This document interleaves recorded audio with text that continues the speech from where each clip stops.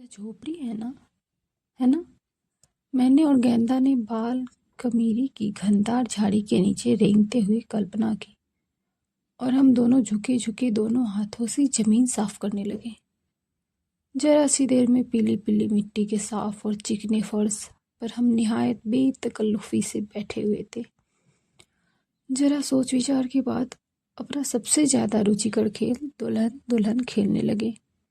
गेंदा ने अपनी बदबूदार सुर्ख ओढ़नी का लंबा सा घूंघट मार लिया और सुकर कर बैठ गई।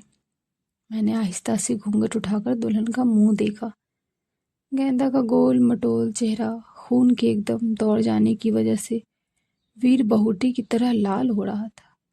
आंखों के पपोटे बेचैनी से फरफरा रहे थे और वो बड़ी मुश्किल से हंसी को दबाए हुए थी। अब हम गेंदा भाई, अब हम, मैंने ईर्ष्या से तरप कर कहा। हम, भैया ने टहनियाँ हटाकर हम देखते हुए कहा। मैंने हड़बड़ा कर गेंदा का घूंघट फेंक दिया और सहम कर बैठ गई। हमारे दिल धक धक करने लगे। भैया क्या किसी को भी मालूम हो जाता कि हम दुल्हन का खेल खेल रहे थे तो निसंदेह हम पर मार पड़ती। यह रुचिकर खेल तो हम छुपकर ही खेला करते थे, न जाने क्यों। मैं तो खेल रहा था, मैंने इठलाकर कहा। भैया शायद नेकी के दम में थे कि झुकते हुए खुद भी अंदर आ गए और उकड़ू बैठ गए, मगर थोड़ी ही देर में भी घबरा गए। कमबख्त, तो ये कैसी जगह बैठी हो, उन्होंने एक टहनी से नाक बचाकर कहा। और गेंदा, उन्होंने उसके फूले हुए गाल में चुटकी लेकर कहा। और तू यहाँ बैठी है, कहता हूँ नन्ही से। गेंदा ने अपनी बड़ी बड़ी भूरी आंखें फाड़ कर चारों तरफ देखा। अरे बाप रे, और वह अपना छोटा सा लहंगा संभाल कर भागने लगी। गेंदा तू मत जा, मैंने उसे पकड़कर मचलते हुए कहा। दादा मारेगा फिर, उसने भैया से डरते हुए कहा। नहीं मारेगा, तूने काम तो कर लिया। अच्छा बैठ, भैया ने नरमी से गेंदा को अपने पास घसीटते हुए कहा। मगर बीवी तुझे जरूर पिटवाऊंगा, यहाँ जमीन में लोट लोट कर कपड़े गंदे कर रही है। कह देना मैं कोई डरती हूँ, मैंने डर कर कहा और कपड़े झाड़ने लगी। गेंदा, अरियो गेंदिया, मर गई क्या, बहू की आवाज गूंजी और गेंदा भैया से हाथ छुड़ाकर तीर की तरफ भागी। आन की आन में खेल बिगड़ गया। मैं भैया से उलझ पड़ी और करती भी क्या है। जाओ यहाँ से, मैंने मिनमिनाकर कहा। भूत ने, उन्होंने घुटी हुई आवाज में दांत पीसकर कहा और एक तप मेरे लगाकर चल दिए। विधवा काहे को श्रृंगार करे, गेंदा ने दार्शनिक से कहा। विधवा, मैंने सुर्ख ईंट को जिसे मैं सिंदूर तैयार करने के लिए पत्थर पर घिस रही थी कुर्ते से पूछकर कहा। विधवा? हाँ और क्या, हम विधवा हैं। मुझे ऐसा मालूम हुआ जैसे गेंदा ने बड़े गर्व से कहा। और हम, मैंने ईर्ष्या से कहा। तुम? वह घृणा से मुंह बनाने लगी। तुम तो कन्या हो ही नहीं, उसने मजाक उड़ाया। मेरा दिल बैठ गया। गेंदा मुझसे हमेशा तुझ समझती थी। मैं मजाल है जो उसकी बराबरी कर जाऊं। पिछले बैसाख में उसका ब्याह हुआ। सुर्ख सुर्ख कपड़े पहनाए गए, चमकते हुए चांदी के जेवर, बिना किसी दूसरे की साझेदारी के उसकी मिल्कियत की हो गए और वह कई दिन तक छम छम करते इठलाते फिरे। मैंने बेचारी किसी गिनती में ही नहीं, मैं तो टुकुर टुकुर मुंह देखना और बिल्ली की तरह उसके पीछे लगे रहना। कभी उसकी चूड़ियां गिनती, कभी उसके घुंघरू संभालती, कभी उसके झूठे गोटे का दुपट्टा जमीन पर लग जाने पर तरफ कर उठा लेती। अम्मा की ज्यादती तो देखो, अगर मैं जरा लिहाफ का ही घूंघट निकाल कर बैठूं तो डांट बताती है। आखिर क्यों बिछौने खोद रही है, जैसे लिहाफ घूंघट के इस्तेमाल से फट ही तो जाएगा। जब कभी दुपट्टियां ओढ़ने को मांगो तो झिड़क देती है, नहीं कीचड़ में लिथरने को ना। यह माना कि मैं गेंदा से छोटी हूँ, मगर इतनी भी नहीं कि दुल्हन न बन सकूं। उससे कहो सारी उम्र घूंघट निकाल के बैठी रहूं और जरा भी न जी घबराए। आखिर मैं भी तो इंसान हूँ। गेंदा का मियाँ बरसात में मर गया, सारा दिन घिन रात रोता रहता, पीटता रहता। गेंदा की तो चूड़ियां तोड़ दी गई और वह भी खूब रोई। हाँ, बेचारी गेंदा। सब उसको समझाते बुझाते और प्यार करते, और मेरा घर में कोई नोटिस भी ना लेता। हर बात में यही कि बस अभी बच्ची हूँ, छोटी हूँ, खा कैसे छोटेपन की। आखिर कब तक छोटी रहूंगी? इतनी तो बड़ी हो गई हूँ कि नीली सलवार भी ऊंची हो गई है, और गुलाबी कमीज तो अब्जू को दे दी गई है। एक जरा सजने की कमीज थी, वह भी छोटी हो गई। अच्छी अच्छी चीज़ों के लिए तो मैं ढोंगड़ी ही रह जाती हूँ। वैसे मतलब के वक्त मुझे सब छोटा बना देते हैं। यह अब तक मुझे नहीं मालूम कि छोटी हूँ कि बड़ी। कुछ अजीब उलझन है। तुम तो श्रृंगार नहीं करती, मैंने बेकार दोहराया। जब पति ही मर जाए तो फिर किस बात का श्रृंगार करें? गेंदा ने सूफियाना लहजे अख्तियार कर लिया। मांग का सिंदूर, हाथ की चूड़ी, पति के लिए तो होता है ना। उसने सुनी सुनाई बात को यकीन का रंग देने की कोशिश की।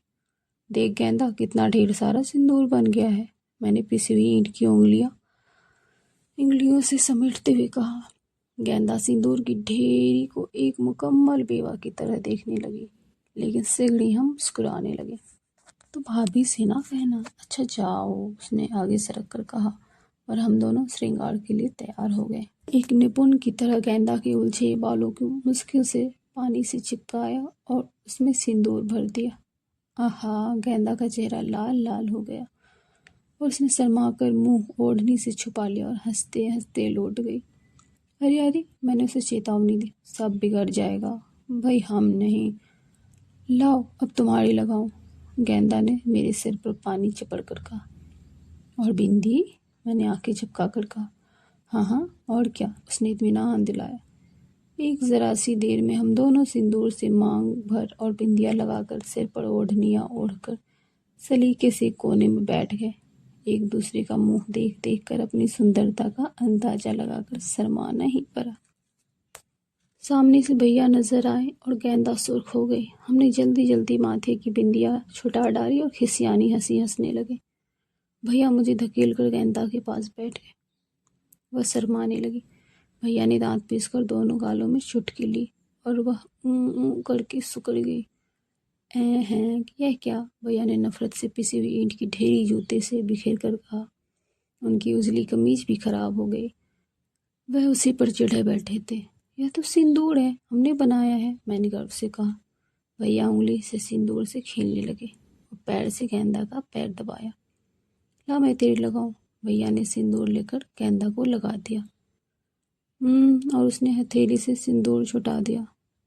भैया, गेंदा तो विधवा है, वह कब सिंदूर लगाती है? मैंने अपनी काबिलियत जताई। लगाएगी कैसे नहीं चुड़ैल। और उन्होंने उसके दोनों हाथ पकड़कर उसे पीछे ढकेला। उसने अपना मुंह छुपा लिया। गेंदा, फिर मैं तुमसे बोलूँगा भी नहीं। और गेंदा ने आखिर को मुंह खोल ही दिया। गेंदा भैया के पास सरक कर कहा, ब्याह करेगी? हट। और वह शर्मा गई। मैं भी ईर्ष्या से शर्माने की कोशिश करने लगी। हम दोनों घंटों ब्याह की बातें करते, शर्माया नहीं करते थे। भैया को तो वह बातें मालूम भी ना होंगी जो हमने आपा और नन्ही को करते हुए पलंग के नीचे छुपकर सुननी थी। हट, कैसी? भैया ने कोहनी का ठोंका देकर कहा, करेगी ब्याह?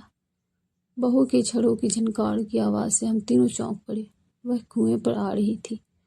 गेंदा, उसने पुकारा और दूसरे क्षण हमारे सिरों पर आ गई। अरे रान, यहाँ बैठी है, चल स्त्री देगा। वह गुर्राई। गेंदा जल्दी से कतरा कर जाने लगी, मगर उसने लपक कर उसे जा लिया और बाल पकड़कर 2 झटके दिए। और यह मांग छोटी तूने कैसे करी है? उसने दौल मारकर कहा। गेंदा गोता मारकर निकली चली गई। मैं और भैया तरफ उठे। बहू से मेरे बदन में आग लगती थी। वह जब गेंदा को मारती, मैं जरूर उसका कुछ न कुछ नुकसान कर देती। आज भी जैसे ही उसकी आंख बची, मैंने मुट्ठी भर राख उसके साफ और सुथरे कलफ में झोंक दिए और भैया ने कालरी खराब कर स्त्री के कसूर में नत्था के 2 झांपड़ कस कर लगाए। सूंघो। गेंदा ने अपना फटी हुई कुर्ती का गड़ेबान मेरी नाक से लगा कर कहा। इत्र कहाँ से आया? मैंने बिलबिलाकर पूछा। भैया। और वह जोर से खिलखिलाने लगी। मैं भी ईर्ष्या को दबाकर हंसती। गेंदा, भैया ने बरामदे से पुकारा, यह कोट स्त्री के लिए ले जा। वह मेरी तरफ अर्थपूर्ण नज़रों से मुस्कुराती हुई चली गई। गेंदा ऐसे चली जैसे लचकी जा रही हो। मैं जब चलती थी तो धपाधप जैसे घोड़ा दौड़ रहा हो। मेरा जी घबराने लगा और मैं चलकर बाग में पानी देने की हौदी में एक लकड़ी उठाकर खंगालने लगी। सुबह की पिसी हुई ईंट का सिंदूर अभी तक वहीं पड़ा था। भैया ने गेंदा को इत्र लगाया और मेरा लगाना शायद भूल गए। भूल क्यों गए? जानबूझकर नहीं लगाया। हालांकि उनकी सगी बहन हूँ मैं, और गेंदा वह तो उनकी कोई भी नहीं। मुझे भैया से नफरत हो गई और मैं जोर जोर से लकड़ी घुमाने लगी। हाँ हाँ, क्या करती हो बीबी? मेवाराम ने पीछे से आकर कहा। मैं गौर से मेवा को देखने लगी। मेवा भी तो मेरा कोई नहीं, मैंने सोचा, मगर मैं उसके हाथ देकर उदास हो गई। क्या मजाल जो ये कमबख्त जरा अपने हाथ मांजकर मैल छुड़ाए, हर वक्त मिट्टी खोदता रहता है। मगर खैर मेवा, मैंने नरमी से कहा, जरा यहाँ आ। और मैं गौर से लकड़ी से छू रही बूंद को टपकते हुए देखने लगी। क्या? वह लापरवाही से मुड़ा, टोपी आंखों पर सरकाकर गुद्दी खुजाने लगा। यह सिंदूर मेरे माथे पर लगा दे, मैंने हिम्मत भरे लहजे में हुक्म दिया। वह ही करके हंसने लगा और चलकर मुड़ गया। सुन भाई, मैं तो मेवा, सुन जरा ठहरना, एक नए विचार के अधीन मैंने कहा। क्या है बीबी जी? वह जरा झुककर बोला। मेवा ब्याह करेगा? मैंने धड़कते हुए दिल से पूछा। ब्याह? मेरा तो ब्याह भी हो गया है, वह खुरपी का दस्ता पेड़ के तने से ठोकते हुए बोला। कब? मैंने मुर्दा आवाज में कहा। अरे राम, मुद्दतें गुजर गई। उसने ऐसा कहा जैसे कोई बात ही नहीं। अच्छा तो तू विधवा है? मैंने फैसला किया। अरे नहीं, वह हंसने लगा। कौन कुठड़िया में मलीन बैठी है? क्या मलीन से तेरा ब्याह हुआ था? मैंने अचंभे में कहा। और वह चल दिया। अच्छा तो वह बुढ़िया जिसे मैं मेवा राम की अम्मा समझती थी, उसकी बीवी थी। कैसी अजब दुनिया है, मैंने सोचा और हौदी में लकड़ी डालकर जोर से घुमाने लगी। मैंने झुककर अपना गिरेबान सूंघा कि शायद वहां भी किसी इत्र की खुशबू हो, मगर दूर दूर तक किसी खुशबू का नाम न था। हाँ, सवेरे जो सालन गिर गया था उसकी अलबत्ता बिसांत सी चढ़ गई थी। मैं चिढ़ गई। गेंदा चुपके चुपके भैया के कमरे में तौलिया में लपेटे हुए कपड़े रखने जा रही थी। मेरे दिल में खुदबुद्दी हुई और तभी पाँव में बिल्ली की तरह वहां पहुंच गई और दराज से झांकने लगी। गेंदा फर्श पर बैठी कपड़े गिन गिन कर अलग कर रही थी। भैया कोने में खड़े सिर खुजा रहे थे। हट, गलत गिन रही है, भैया ने उसके दोनों हाथ पकड़कर कहा। उसने एक नज़र भैया को देखा और त्योड़ी पर बल डालकर हंस दी। उन्होंने उसे खींचा तो वह सुकर कर दरी पर औंधे मुंह लेट गई और किसी तरह न उठी। भैया ने उसकी कमर में गुदगुदी की तो वह तरप उठी। भैया जो आगे आए तो उसने एक थप्पड़ उनके गालों पर रसीद किया। अचंभा है, मैं भी चौंक कर नीचे गिर पड़ी। भैया के थप्पड़, जिनके डर से सारा घर कांपता है, उन्हें गेंदा ने थप्पड़ मार दिया। मैं भागने को तैयार हो गई। मैंने सोचा अब भैया उसका गला घोट देंगे। उन्होंने कचकचाकर कहा और उसके दोनों हाथ पकड़ लिए और अपनी तरफ घसीट लिया। मैंने सांस रोक ली, मगर अरे लो, मैं हैरानी और खौफ की मिली जुली भावनाओं से जख्मी होकर सरपट भागी और कमर के घने पेड़ के नीचे आकर दम लिया। मेरा कलेजा बल्लियों उछल रहा था, कानों में जैसे कोई इंजन चल रहा हो, बदन कांप रहा था और जुबान खुश्क थी। मैं देर तक इसी तरह डरी बैठी रही, आंखें बंद करके सोचा और फिर आंखें फाड़ फाड़ कर सोचा, मगर खाक समझ में आए कुछ। आखिर क्यों मेरी समझ में इतनी ढेर सारी बातें नहीं आती। खामोश और गर्म दोपहर में निढाल होकर अजीब अजीब पहेलियों से उलझती रही, एक भी तो हल न हुई। रोना याद आने लगा, जैसे किसी ने मुझे खूब ही तो मारा हो। गेंदा बरामदे में से लपक कर उतरी।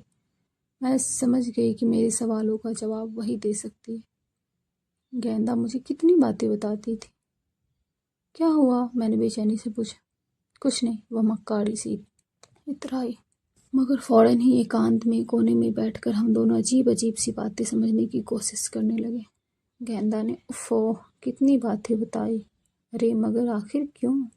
मैंने सब सुनकर सोचा।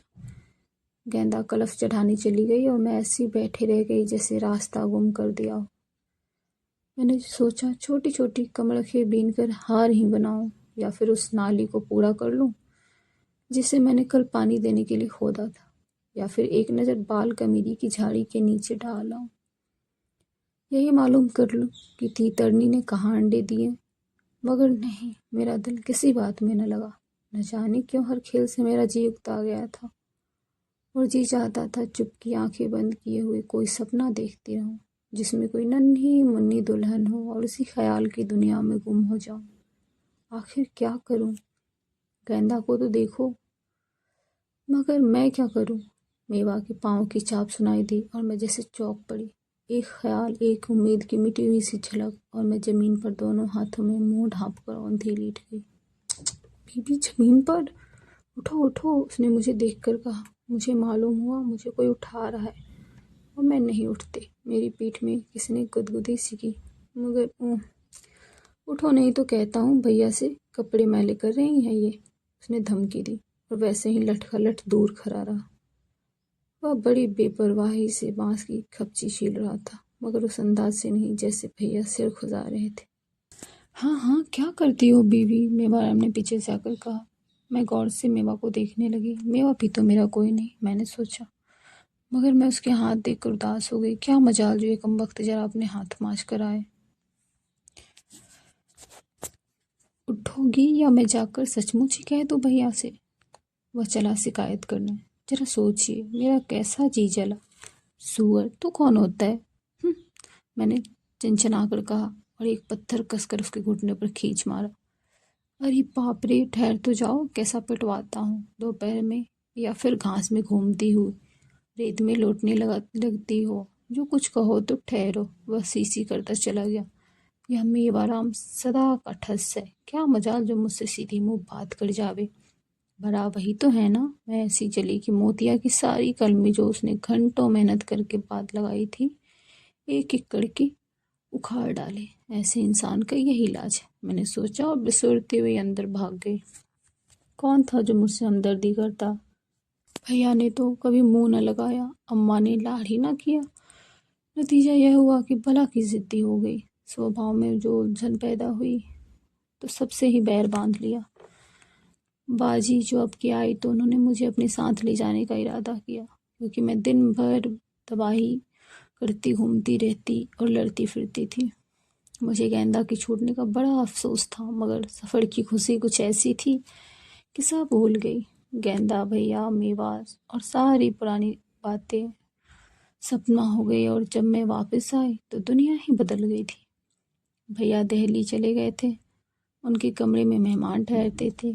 मेवाराम नमूनिया से मर गया था, क्योंकि उसने अपनी मिट्टी से खेलने की आदत ना छोड़ी, और सर्दी लग गई।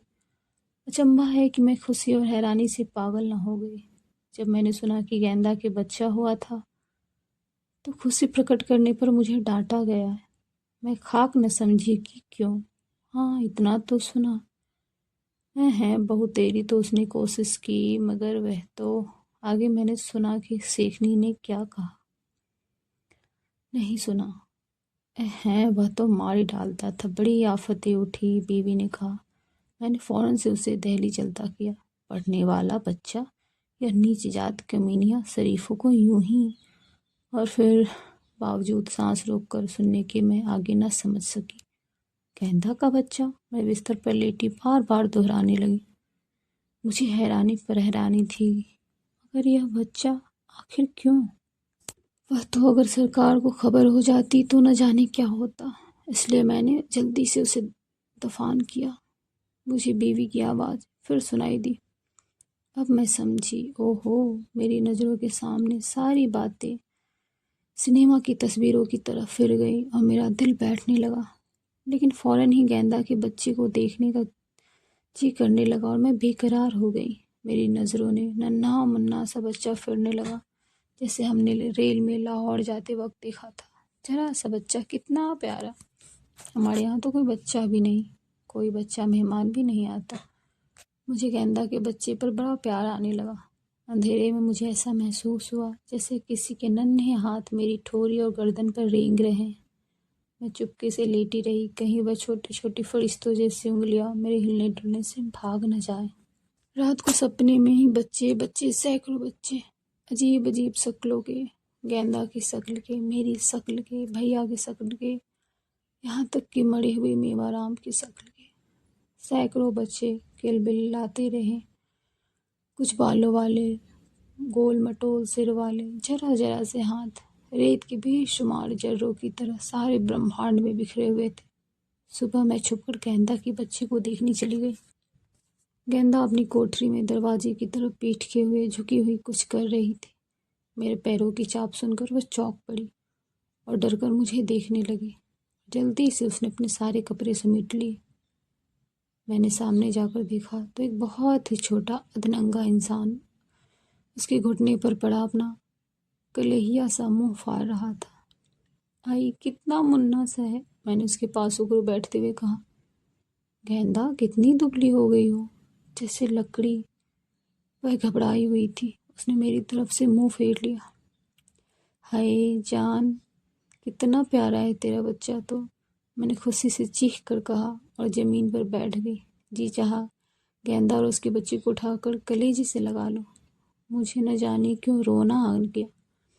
जरा मुझे तो दे गेंदा, मैंने हाथ बढ़ाकर कहा, मगर वह खामोश बैठी आंसू पोंछती रही। अरे रो रही है तू? मुझे तो रोना आने लगा। एक तो गुड्डू बच्चा है और फिर रो रही है। ला मुझे दे। वह सिर झुकाए मुंह पोंछती रही और बच्चे को छुआ तक नहीं। मैंने चाहा बच्चे को गोद में ले लूं। वह तो ऐसा गिलगिला जैसा गोश्त की बोटी, किसी तरह न उठा। ओह गेंदी, जरा उठा देना, मैंने अपने पुराने खुशामद भरे अंदाज में कहा। गेंदा ने मुझे गौर से देखा, जैसे वह मेरी आंखों में कुछ तलाश रही हो। शायद जो कुछ वह ढूंढ रही थी उससे मिल गया और उसने आसानी से बच्चे को उठाकर मुझे दे दिया। मैं भी अभ्यस्तता पर उसकी हैरान हो गई। बच्चा जैसे रुई का गोला, हल्का फुल्का सा दुबला सा बच्चा। मैं उसे टाट पर लिए बैठी रही और गेंदा ने मुझे लाखों करोड़ों अजीब अजीब बातें बताई। किस तरह वो महीनों महीनों मारी गई। 14-15 वर्ष की गेंदा खुद भी बहुत सी बात नहीं समझती थी। मुझे कैसे बताती? हम दोनों क्यों, कैसे और अरे पर आकर रुक जाते। जब बहू का काला कलूटा बच्चा हुआ, जो कुछ दिन बाद ही मर गया, तो कैसे गाने बजाने हुए थे। बहू को मनो घी और गुड़ ठुसाया गया था। और जब गेंदा का बच्चा हुआ, यह गोरा सा नन्हा सा लल्लू आया तो कुछ भी नहीं। गेंदा पीटी और भूखी रखी गई और मरते मरते बची। तब यह नन्हा सा लल्लू आया। लल्लू के पास तो 2 ही कुर्ते थे। ठंड से मरा जाता था, रात भर रोता था।